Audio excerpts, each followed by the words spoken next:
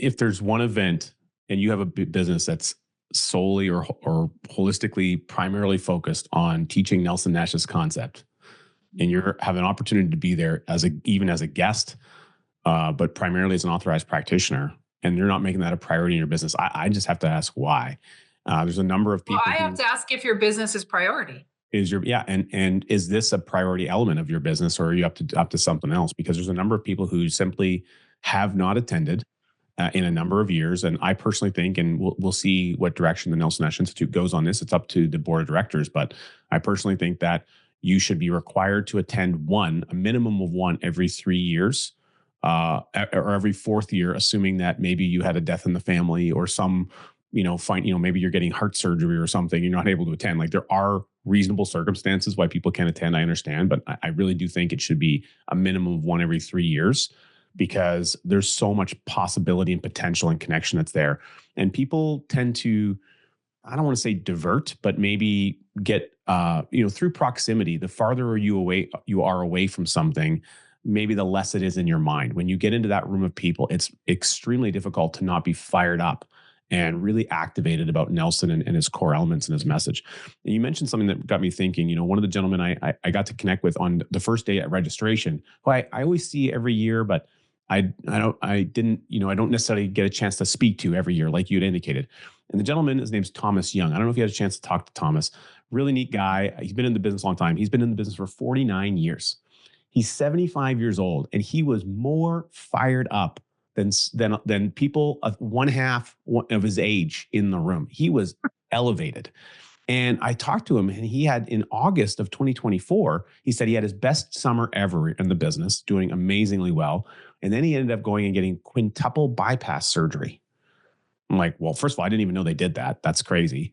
And I said to him, I made this joke. I said, so you mean to tell me, even though Nelson's gone, you couldn't let him have his quadruple bypass? You had to one up him somehow? So he thought that was pretty funny. And I'm thinking, now he's uninsurable. Yeah, well, he's 75 years old. He's uninsurable, but he's got a whole life. He's got paid up additions. He's still buying more insurance every day, right, because of the system.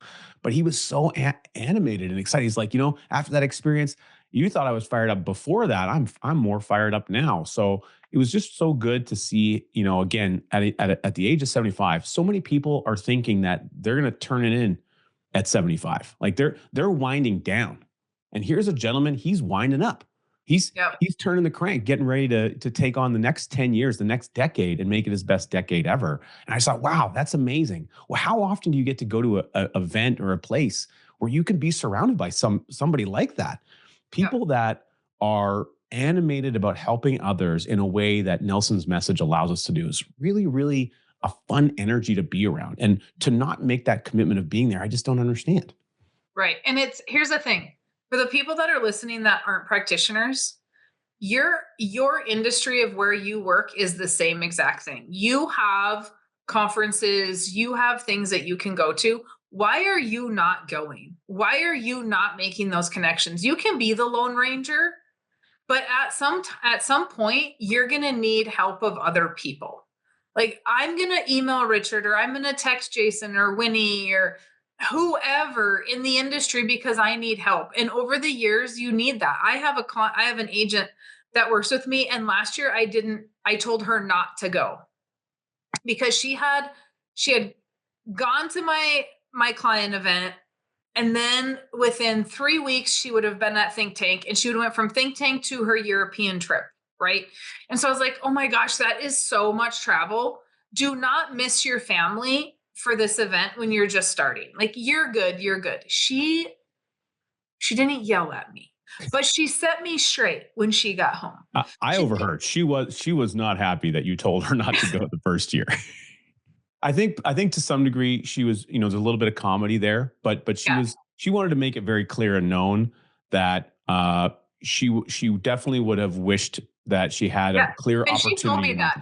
Yeah, and she told me that, which is awesome. And I thanked her for that, because I said I was just trying to protect her financially. I was trying to protect her from not missing out on family stuff, right? Because she would have gone to so many things. So I was thinking, don't rearrange your whole life for this. It's just your first year. Like, you got your whole life. And she's like, I would have done so much better in my first year had I come, because I would have had extra mentors that I could have called upon. And I'm like, I never thought of that, right? I was just thinking, hey, God, you've been traveling a lot. This is crazy. And that's not my spot to think about. So I was in the wrong.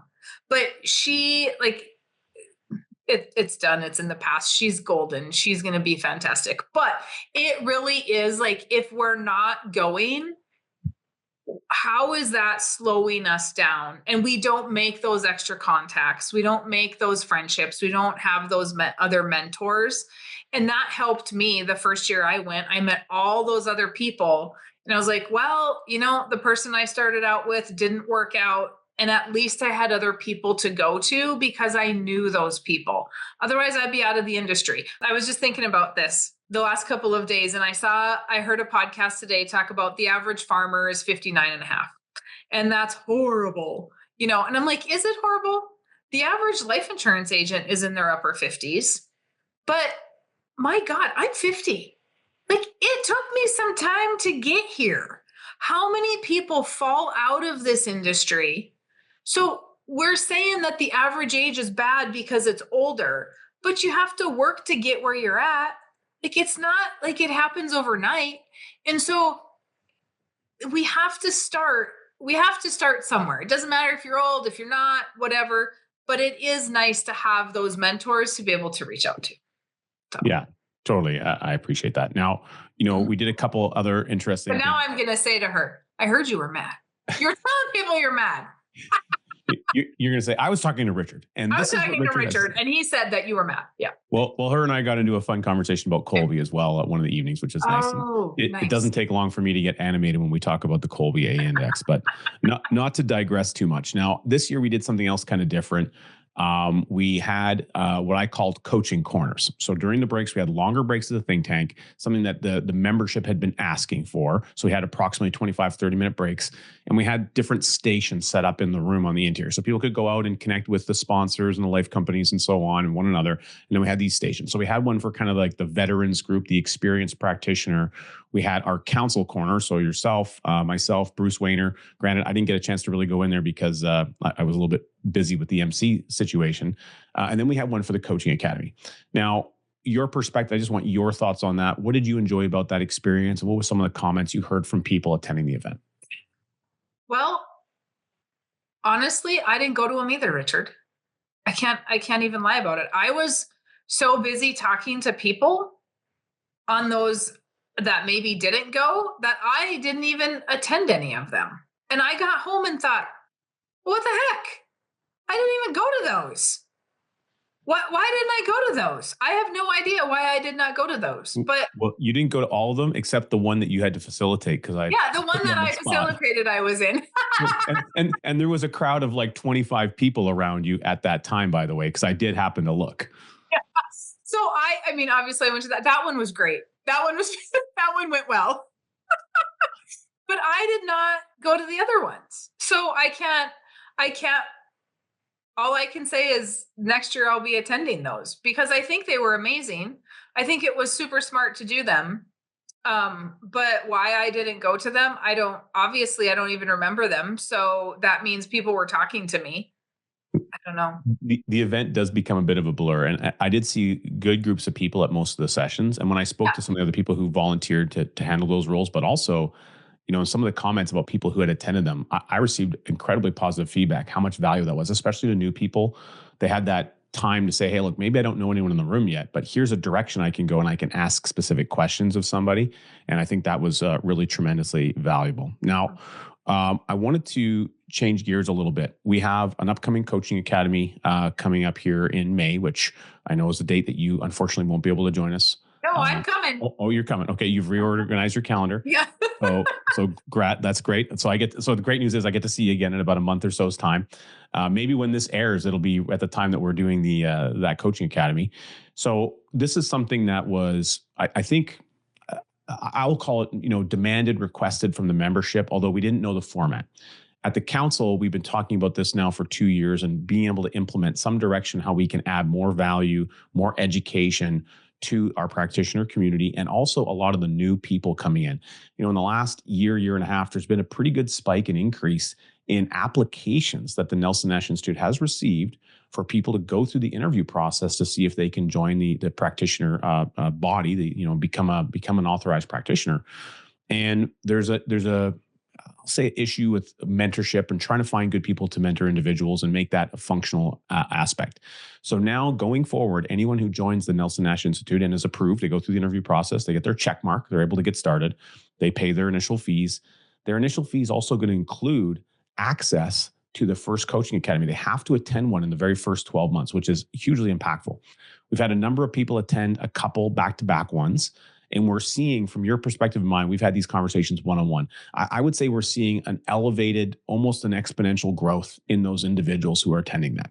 So give me some perspective from yourself, from what you've seen, both facilitating and what you see now having done a couple of these events. I think it's awesome because people are actually taking away what they need to create a business, right?